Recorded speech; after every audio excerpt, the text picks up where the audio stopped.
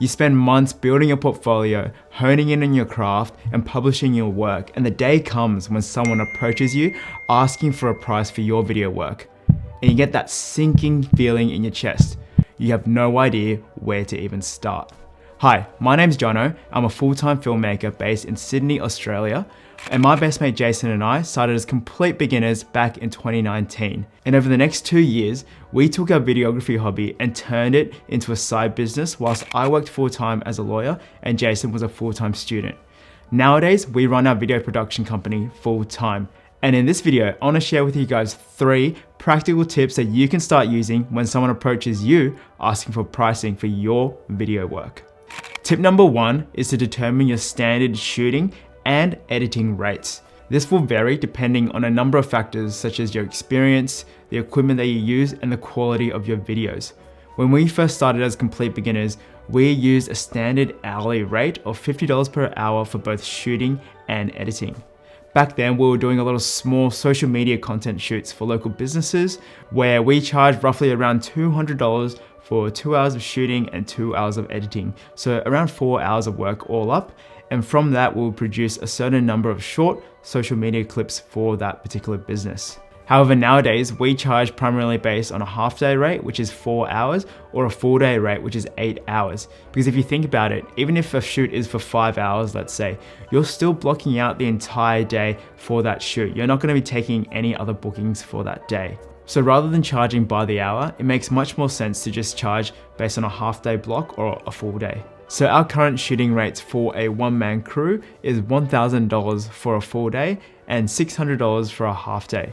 If a particular shoot needs both Jason and myself there, I'll provide a discounted rate for a 2-man crew of $1,500 for a full day and $900 for a half day. For our editing rates, we apply a 40% discount off our shooting rates because there's much less cost involved with editing. You're pretty much in your pajamas at home working on your computer.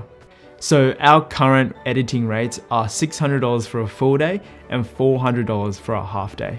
By having your standard shooting and editing rates in the back of your mind, this gives you a great starting point when it comes to pricing your video projects. So let me actually take you through an example using the first message I received as a complete beginner when someone first reached out to us asking for pricing for a video project. So this was actually a DJ who DM'd me asking for a quote to cover 3 events which were part of a Caribbean festival. So the first event was a 2.5-hour white party, the second event was a 3-hour paint party, and the third event was a 5.5-hour boat party. So for the first event, I would estimate $900 for a half-day shoot with a 2-man crew.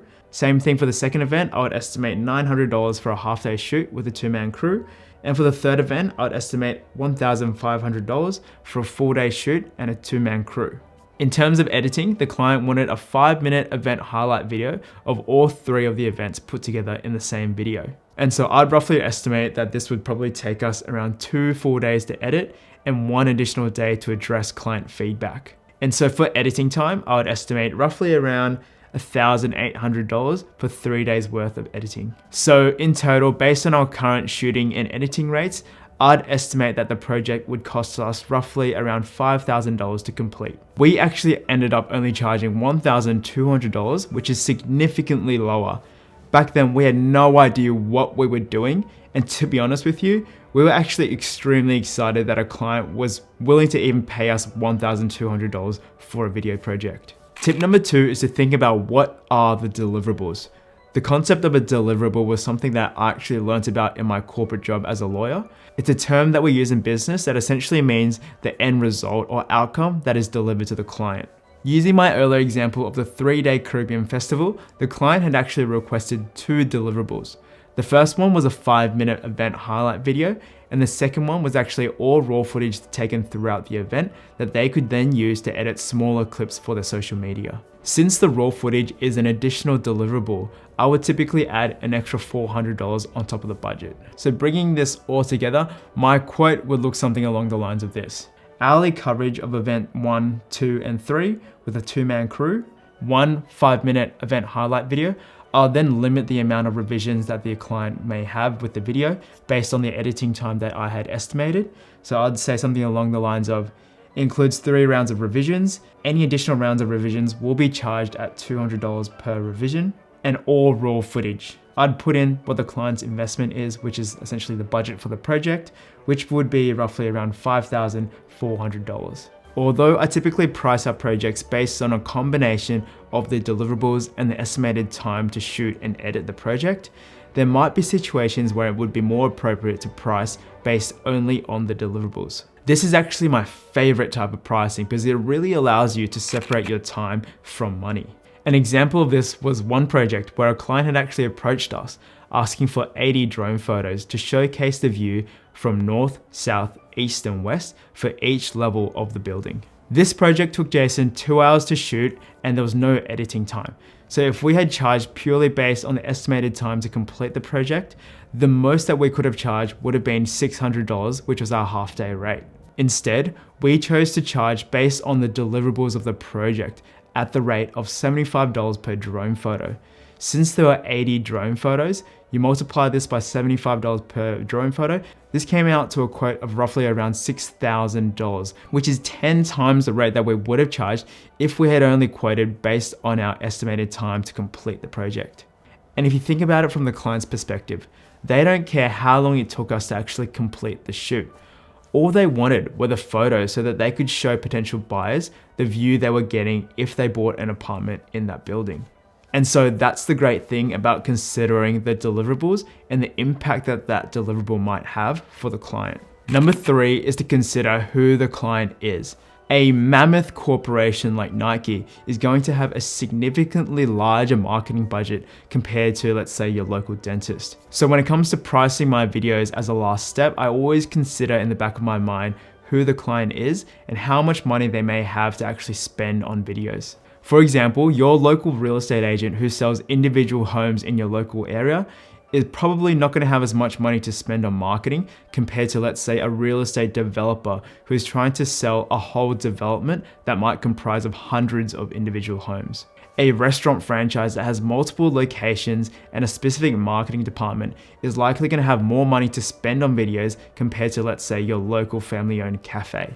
And so when it comes to pricing, I always consider who the client is as a last step and either increase or discount our pricing depending on the size of the client's business if I think it's appropriate. So those are the 3 things I primarily consider when pricing our video projects. As a first step, I always have our standard shooting and editing rates in the back of my mind, and I estimate how much time it will take us to actually complete the project, and then just multiply that by our standard shooting and editing rates to come up with an initial cost. And step 2, I consider what the deliverables are for the project and what impact that might have on the client and adjust the budget accordingly. And then step 3, I think about who the client is and what sort of marketing budget they might have to spend on videos, and then either increase or discount my budget accordingly. So I hope that you can use these 3 tips as a starting point when someone approaches you asking for pricing for your video work. Just keep in mind that when you're first starting out, you're going to make mistakes with pricing. When we were beginners, we significantly undercharged for our work because we didn't know how to properly price our projects. And to be honest with you, this is still something that we struggle with to this day. But what you'll find is the more experience you get and the more projects that you work on, this process will become a lot easier. Over time, you're gonna find that you're gonna be able to even think of quotes off the top of your head when a client puts you on the spot asking for a rough fee estimate. Anyways, thank you so much for watching, guys. If you enjoyed this video and you thought it brought you some value, make sure you give it a like and subscribe down below. Make sure you hit that notification bell button so you get notified every time we post a new video. Now, if you want to hear more about our journey of how Jason and I went from complete beginners 2 years ago to now running our own video production company full time, make sure you join up for our email newsletter, link in the description box down below.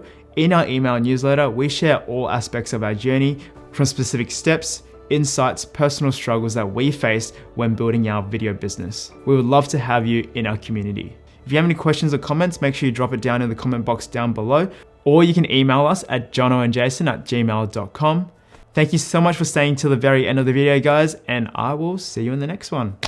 Bye, guys.